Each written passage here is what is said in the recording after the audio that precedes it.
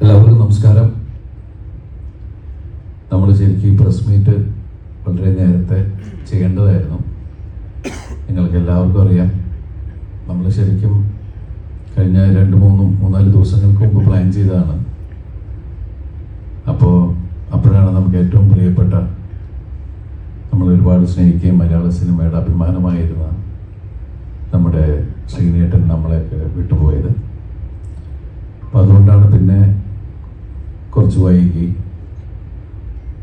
അങ്ങനെയാണ് ഇന്നാണെങ്കിലും നിങ്ങളൊക്കെ ആയിട്ട് നേരിട്ട് സംസാരിക്കാം എന്നൊരു തീരുമാനത്തിലെത്തിയത്. അതുകൊണ്ട് ഈ സിനിമയിൽ അഭിനയിച്ച ഒരുപാട് പേര് ഇന്നിവിടെ വന്നിട്ടില്ല. പ്രത്യേകിച്ച് നിങ്ങൾക്ക് ഏറ്റവും ഇഷ്ടമുള്ള ധ്യാൻ ശ്രീനിവാസൻ. ധ്യാന് നമ്മൾ പ്ലാൻ ചെയ്ത് നമ്മൾ ഗംഭീരമായിട്ടൊരു പ്രസ് മീറ്റ് ഇൻ്റർവ്യൂ ഒക്കെ ചെയ്യാന്നുള്ളതായിരുന്നു.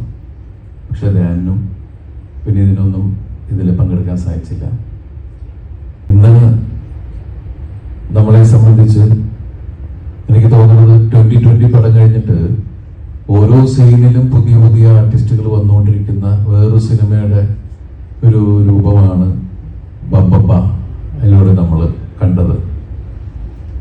അതിൻ്റെ കഥ ഭാഗ്യനും നൂറും എന്ന് പറഞ്ഞപ്പോൾ ഇത് വേറൊരു ജോണറിൽ സംഭവിക്കുന്ന ഒരു സിനിമ. ഇത് സിനിമ എന്നല്ല, ഒരു എന്താ പറയുക, തിയേറ്ററിൽ ഹരമുണ്ടാക്കുന്ന ഒരു ഫാൻ മെയ്ഡ് മൂവി. ഒരു ലോജിക്കും ഇതിനകത്തില്ല. അത് നമ്മൾ ആദ്യമേ തന്നെ കഥ കേട്ടപ്പോൾ തന്നെ പറഞ്ഞു, ഇത് ലോജിക്കൊക്കെ പിടിക്കാൻ പോയാൽ ഭയങ്കര കുഴപ്പമാണ്, ഇങ്ങനെ ഒരു സിനിമ ചെയ്യാൻ പറ്റൂല. അപ്പം അതുകൊണ്ട് തന്നെയാണ് ആദ്യമേ തന്നെ നമ്മൾ നോ ലോജിക് എന്നുള്ളത് പറഞ്ഞത്. ലാലേട്ടൻ തന്നെ ഇതിനു മുമ്പുള്ള ഇന്റർവ്യൂവിൽ പറഞ്ഞിട്ടുണ്ട്, സിനിമയെ കീഴ്മുറിക്കുന്ന രീതിയിൽ, ആ സിനിമ പോസ്റ്റ്മോർട്ടം ചെയ്യുന്ന രീതിയിലുള്ള ആളുകൾ ഈ സിനിമ കാണാൻ വന്നാൽ അവർക്ക് ദഹിക്കില്ല, അങ്ങനെയുള്ള ഒരു സിനിമ കാണണ്ട എന്നുള്ള രീതിയിൽ ആദ്യമേ തന്നെ പറഞ്ഞിട്ടുണ്ടായിരുന്നു. ഇത് നമ്മൾ ഒന്നും പ്രതീക്ഷിച്ചിട്ടില്ല. ഒരു അവകാശവാദങ്ങളുമില്ലാതെ തിയേറ്ററിൽ ആഘോഷമാക്കുക.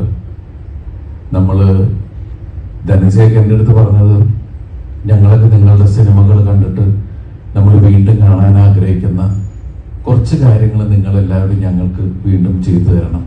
വിനീതും ധ്യാനും ഒക്കെ ഇതിന്റെ കൂടെ തന്നെ നിൽക്കുക. കാരണം ഇതൊരു സ്പൂഫാണ്. വിനീത് തന്നെയാണ് ഈ മറ്റേ ചെന്നൈ എന്ന് പറഞ്ഞ കാര്യം പറഞ്ഞിട്ടുള്ള സ്ഥലം. കാരണം അത് വിനീതിന്റെ ഉള്ളിൽ അത് ഭയങ്കര കുഴപ്പമാണെങ്കിൽ ധനഞ്ജയ് ഒരിക്കലും അത് ചെയ്യില്ല. എനിക്ക് തോന്നുന്നു ഞാൻ കാണുമ്പോൾ അത് ഡബ് ചെയ്ത് വെച്ചത് വിനീത് തന്നെയാണ്.